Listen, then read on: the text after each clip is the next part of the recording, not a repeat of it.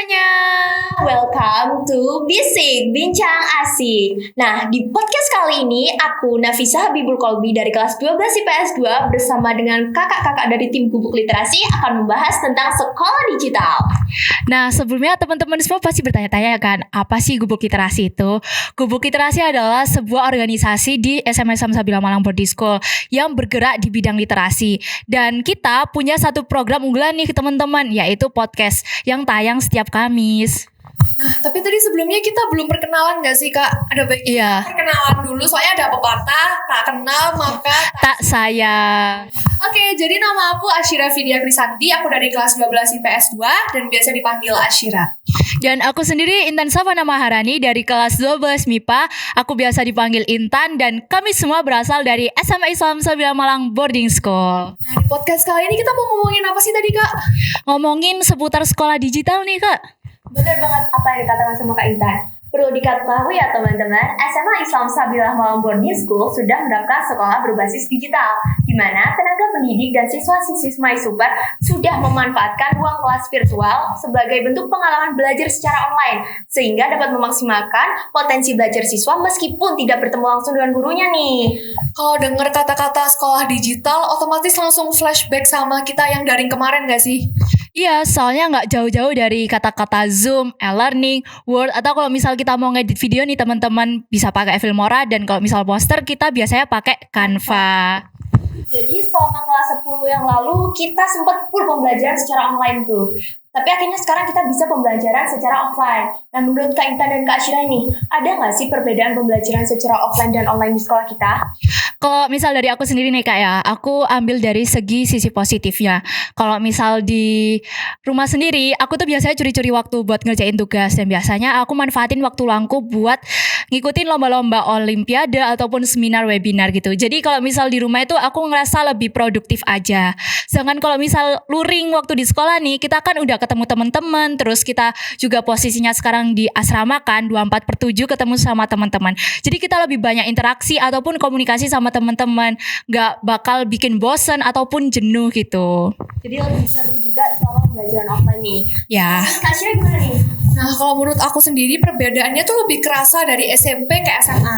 Soalnya dari kita ke SMP mau ke SMA ini kan terjadi COVID. Dan dengan adanya COVID ini bikin Kemendikbud atau Kementerian Pendidikan kita, Bapak Nadiem Makarim, itu keluarin kurikulum yang namanya Assessment Kompetisi Minimum atau yang biasa disingkat AKM, yang biasa kita kenal Merdeka Belajar.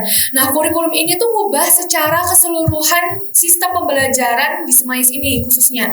Contohnya dari segi yang pertama itu acuan sumber. Dulu waktu SMP kita kalau nyari sumber tuh lewat buku paket atau lewat modul. Sekarang kita kalau nyari sumber bener-bener langsung lewat Google. Dipermudah ya? Iya, dan lebih lengkap juga. Terus dari segi yang kedua itu pengerjaan tugas. Dulu kita kalau ngerjain tugas masih pakai LKS, masih pakai modul, poster, atau yang lain sebagainya. Kalau sekarang benar-benar semuanya pakai laptop. Kita ngerjainnya pakai Microsoft Word, PowerPoint, Excel, Canva, dan masih banyak lainnya. Nggak boros kertas. Iya, nggak boros kertas, lebih ramah lingkungan. Terus yang terakhir nih, yang paling kerasa perbedaannya itu waktu ujian. Dulu waktu ujian, benar-benar kita masih pakai kertas, terus kita harus nyiapin pensil 2B, penghapus. Kalau sekarang, kalau ujian benar-benar langsung pakai laptop. Oke, jadi bisa dibilang sekolah kita sudah menerapkan sistem Merdeka Belajar, bener kan? Ya bener banget, karena SMAIS ini juga mengeluarkan program unggulannya berupa BeWiser. Apa itu BeWiser, Kak? Bisa tolong jelasin dong? Jadi BeWiser itu adalah salah satu metode pembelajaran yang merupakan guru ini diwajibkan untuk memberikan soal-soal kepada siswanya berupa penalaran ataupun logika. Jadi kalau misal dari aku sendiri nih ya, yang udah ngalamin beberapa hari itu atau 3 bulan terakhir ini, aku tuh cuman dikasih seperti soal-soal penalaran ataupun logika gitu. Jadi aku nggak perlu nih hafalan rumus, hafalan metode ataupun materi-materi lainnya gitu. Jadi itu lebih mudah aja, lebih praktis gitu. Selain itu juga program lainnya itu juga berhubungan dengan BeWiser, yaitu salah satunya adalah Wondering. Wondering ini adalah sebuah pertanyaan. Jadi kalau misal contohnya nih ya Kak, sama guru-guru aku tuh sering banget dikasih teks bacaan sebelum kita memulai awal materi gitu. Setelah itu kita itu disuruh bikin satu pertanyaan. Nah, terus kita itu disuruh bikin ataupun nyari jawaban berupa investigasi ataupun executing itu dari internet ataupun referensi buku lainnya gitu, Kak. Wah, jadi menarik banget ya program Be Wiser ini. Lalu ada nggak sih keunggulan lain dari program Be Wiser ini menurut Kak Intan? Ada. Jadi salah satunya selain Be Wiser ini diterapkan di mata pelajaran, kita itu juga menerapkannya di program PJBL, yaitu Project Based Learning, di mana para siswanya dituntut atau diwajibkan untuk membuat sebuah karya, produk ataupun artikel esai gitu. Jadi itu buat menghadapi revolusi 4.0 gitu, Kak. Maksudnya diajak untuk menghasilkan suatu karya kan? Ya, benar banget. Jadi kayak simulasi jadi anak kuliahan nggak sih? Oh, keren banget. Belajar bikin skripsi, belajar presentasi, dan bikin karya-karya inovatif. Itu emang tujuan dari SMAIS ngadain PJBL sih. Nah, keunggulan dari PJBL itu sendiri sama SMAIS dikatakan sebagai 4C. 4C ini singkatan dari kreatif, komunikatif, kolaboratif, dan critical thinking. Oke, jadi pihak sekolah sudah mendukung berbagai upaya untuk memanfaatkan teknologi di bidang pendidikan dengan cara memanfaatkan berbagai aplikasi pembelajaran kepada siswa SMAIS Super nih. Dan didukung pula dengan kemampuan siswanya untuk berlatih berpikir kritis, gitu kan Kak? Iya, benar banget. Dan selain itu juga kita itu punya aplikasi lainnya berupa OneNote. Nah, aplikasi OneNote ini jarang banget dipakai sama sekolah-sekolah lainnya. Sebenarnya Microsoft OneNote ini udah lama ada, cuman SMAIS memanfaatkan ini biar beda dari sekolah-sekolah lainnya. Mainstream. Iya.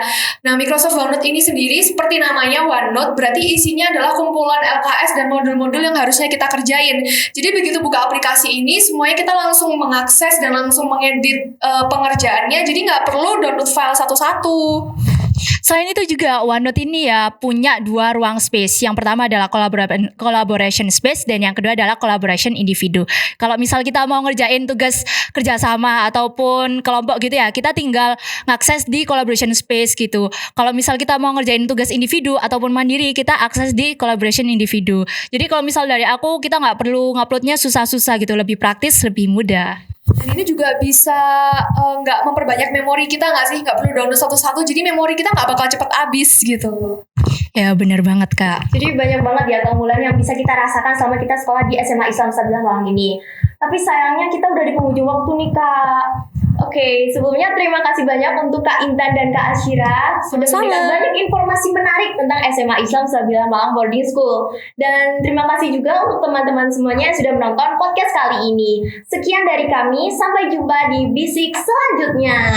SMAIS Super. Gubuk literasi. Aksara membumi. Bye.